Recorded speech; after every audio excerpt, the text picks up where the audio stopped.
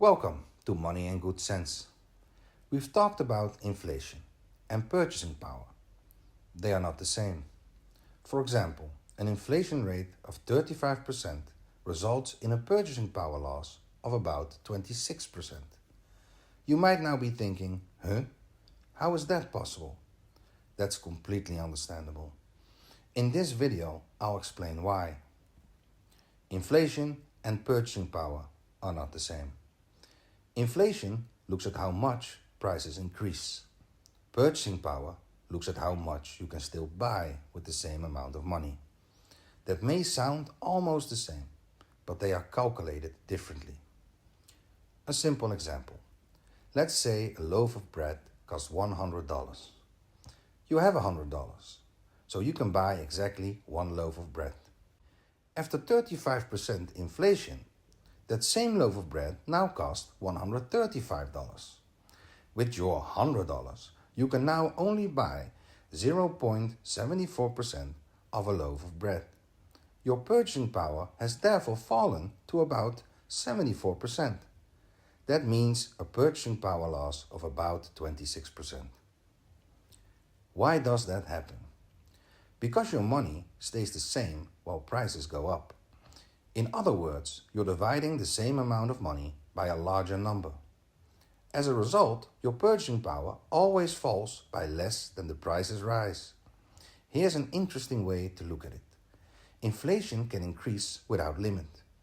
You can have 100% inflation, 200% inflation, or even 500% inflation. But you can never lose more than 100% of your purchasing power. After all, you can't buy less than nothing.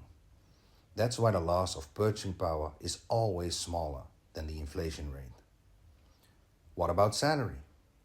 You might now be thinking, if I only lose 26% of my purchasing power, do I only need 26% of a pay raise? No. To fully maintain your purchasing power, your salary has to increase by the same percentages as prices. So if inflation is 35%, you also need a 35% pay raise. Here's a simple example. You earn 100. A product costs 100. After 35% inflation, that same product now costs 135. To keep buying it, your salary also has to increase to 135. That means you need a 35% pay raise. Conclusion. If your income stays the same, 35% inflation results in about a 26% loss of purchasing power. However, to fully preserve your purchasing power, your income has to increase by about 35%. That may sound contradictory, but both statements are correct. Inflation looks at prices.